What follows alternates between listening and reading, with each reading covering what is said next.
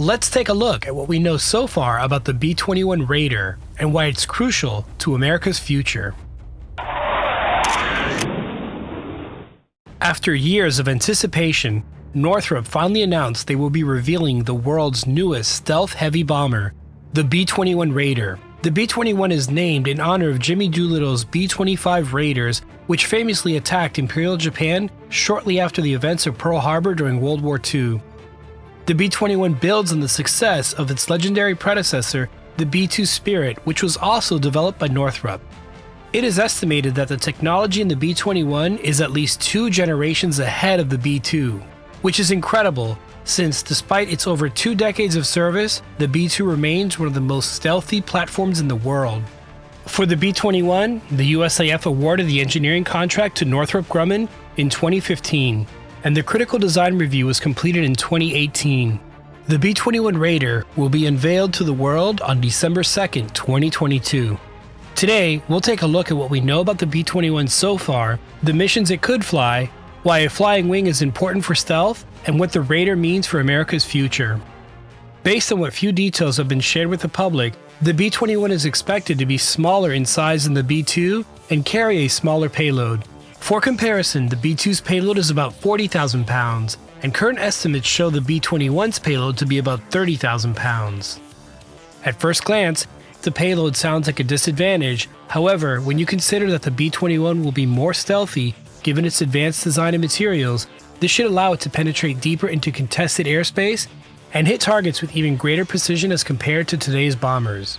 Additionally, the Air Force is planning for some 100 B-21s, which is 5 times the number of B-2s in service today. Having more B-21s means that they can be deployed globally and essentially placed within 2-hour striking distance of any target.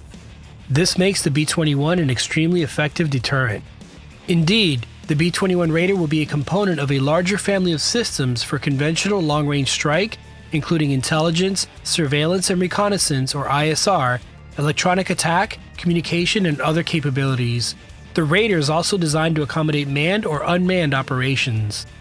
When it comes to weapons, the B-21 is referred to as dual capable, meaning that it can employ either conventional or nuclear munitions. Possible payloads could include the B-61 variable yield nuclear gravity bomb, the LRSO long-range standoff nuclear cruise missile, the LRASM long-range anti-ship missile, conventional freefall bombs, and laser-guided bombs, as well as future weapon systems that are currently in development. As an example, the B-21 could also make use of directed energy weapons or lasers to strike or disable targets. Also, the Raider is said to use the same engines as those found on the F-35. These could be the currently in use Pratt & Whitney F135 series of engines, or the under development adaptive cycle engines such as GE's XA100, which is also planned for use in the F-35. If you'd like to learn more about the adaptive engines, I've made a video all about that. I'll leave a link in the description below. This use of common engines will help lower costs for both the B-21 and F-35, as well as improve mission capable rates for each platform. Another potential use of the B-21 is as a drone mothership, where the Raider could coordinate swarms of various size attritable drones to either set off enemy defenses, act as a forward deployed fighter screen for the bomber, or serve as a networked node of strike aircraft. Northrop's announcement for the reveal of the B-21 is particularly exciting, as this will be only the second time in history that a stealth bomber is unveiled to the public. Some of you may remember the first such event in November of 1988 when the B-2 Spirit was unveiled to the world. Easily the most successful flying wing ever, the B-2 followed in the footsteps of much earlier Northrop flying wing designs, beginning with the piston engine YB-35 and eventually the jet-powered YB-49. These two designs flew in the 1940s well before stealth aircraft were even conceptualized. The incentive then for a flying wing design was to reduce parasitic drag and weight from non-lift generating components such as vertical tail surfaces. In theory, a flying wing could carry heavier payloads farther, faster, and cheaper than conventional designs. Although these early examples of flying wing bombers never entered production, during flight tests it was noticed that the aircraft had a small radar cross-section. In a few decades, this would play a role in the stealth characteristics of the B-2. More on that later. It's hard to imagine today, but in 1988 the rollout of the B-2 was essentially the world's first look at a stealth aircraft. Interestingly, the F-117 Nighthawk had entered service earlier, but really didn't garner public attention until the 1991 Gulf War. The impact that the B-2 had was almost immediate. In fact, at its unveiling, then Secretary of the Air Force Edward Aldridge Jr. put it best, quote, "We are not just rolling out America's newest strategic bomber, we are ushering in a new age of strategic deterrence," end quote. And while America up to this point has effectively held a monopoly on heavy stealth bombers, the lead is beginning to diminish. China and Russia are both busy at work on their own stealth heavy bombers, with China's far more likely entering into service before Russia's, given recent events. Additionally, modern radar systems have begun to erode the advantage enjoyed by today's B-2s and other low observable aircraft. So how does the B-21 help America regain their edge in stealth bomber technology? There are actually two key components that make this possible: airframe design and materials. Just like its predecessor, the B-21 will make use of a flying wing design. To understand why a flying wing is so effective for stealth, we need to take a quick look at the origins of stealth technology, which interestingly began in Russia. All the way back in 1971, a Soviet mathematician named, I'll do my best in the pronunciation here, Pyotr Ufimtsev, published a paper entitled Method of Edge Waves in the Physical Theory of Diffraction. The paper was largely ignored in Soviet Russia. However, the Air Force's Foreign Technology Division at Wright-Patterson Air Force Base translated the paper the same year it was released. A Lockheed Skunk Works engineer named Dennis Overholser, again I hope I pronounced his name correctly, developed a mathematical equation which applied the theories from the paper to calculate the radar cross-section, or RCS, of a three-dimensional object. This led directly to the F-117 Nighthawk, aka the Hopeless Diamond.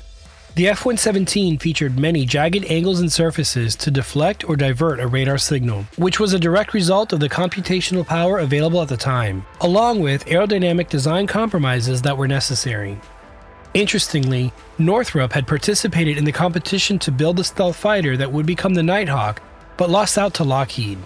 However, Northrop continued to work on stealth technology, and along with the lessons learned from the fighter competition and the ever-increasing computational power of computers, developed the B-2 Spirit. This is one of the reasons that the B-2 is more sleek and curved as compared to the Nighthawk. The concept is the same, just at a much higher resolution. This is similar to how early digital images were pixelated or blocky, and now ultra-high-definition images appear lifelike. Both images use square pixels. The newer images simply are working with millions of much more smaller blocks to produce the image. As mentioned before, the B-2 is still one of the most stealthy aircraft in the sky today. In fact, despite being smaller in size and newer in design, both the F-22 Raptor and the F-35 Lightning are not as hard to detect as the B-2. This is particularly due to the fact that, unlike bombers, fighter aircraft are expected to be able to perform extreme maneuvers if close-range combat, aka dogfighting, ensues. As a result, both the F-22 and F-35 make use of twin vertical tails, which help make extreme maneuvering possible but hinder their RCS. And while the design of the Lightning and Raptor work to minimize this design penalty, the vertical tails nonetheless still degrade their RCS. This is why most 6th generation concepts show a flying wing or tailless design. The idea being that with extremely advanced flight control systems, a vertical tail is not needed even for a highly maneuverable fighter. Getting back to the bombers, the B-21 improves on the lessons learned from the B-2. Just think of the advances in computational technology from 1988 till now. So while outwardly similar looking as far as the flying wing design goes, the Raider is likely the most stealthy aircraft to date. Aside from the shape of the Raider, another advantage that the B-21 will incorporate is next generation radar absorbing materials, or RAM coatings. Today's RAM coatings are said to be rated to absorb about 70 to 80% of inbound radar waves. However, these coatings are incredibly expensive, require time-consuming efforts to apply, and are susceptible to damage from weather or even standard flight operations. Given these constraints, RAM coatings have essentially been undergoing constant research to both improve their durability as well as lower their costs. One such example of a newer RAM coating is the alternate high-frequency material, or AHFM, that have been applied to the B-2 bomber fleet since about 2004. This newer material offered the same performance while reducing maintenance costs. Continuous improvements made to the coatings and coating systems have been applied to the new B-21 design. It is estimated that today's newer coatings could absorb as much as 90% of directed energy, be less expensive, and require much less time to apply and maintain. Given these newer coatings and the advanced airframe design, it is clear that the B-21 will have an incredibly low radar signature. Incredibly, the B-21 is going to be unveiled at the same Palmdale facility that the B-2 was all the way back in 1988. This represents perhaps a once-in-a-lifetime opportunity to witness aviation history as it happens. The Raider is being introduced at a time where the world is entering a new era of geopolitical uncertainty, and the advanced stealth features of the B-21, along with its considerable numbers, will help America maintain its edge. A global stealth bomber fleet that can strike any target undetected within 2 hours is essentially an extremely effective deterrent. It certainly seems that the B-21 will again usher in a new age of strategic deterrence like the B-2 before it. The B-21 will likely enter service in the mid-2020s, followed by the Next Generation Air Dominance or NGAD fighter in the 2030s, and the Navy's F/A-XX fighter soon after that. Interestingly, the B-21 Raider is intended to replace the B-2 and B-1, but not the B-52. The buff will probably outlive us all and is the subject of its own upcoming video. I'll also make a follow-up video on the B-21 after Northrop's reveal on December 2nd. We're very lucky to be witnessing aviation history together, and I look forward to the announcement. Thanks for watching. If you enjoyed this video, be sure to click on the subscribe button and then mash the bell button so you don't miss a new video when it comes out. Thanks to my Patreon and channel supporters who directly contribute to these videos getting made. If you'd like to support this channel and content, I'll leave a link in the description below. Now you know.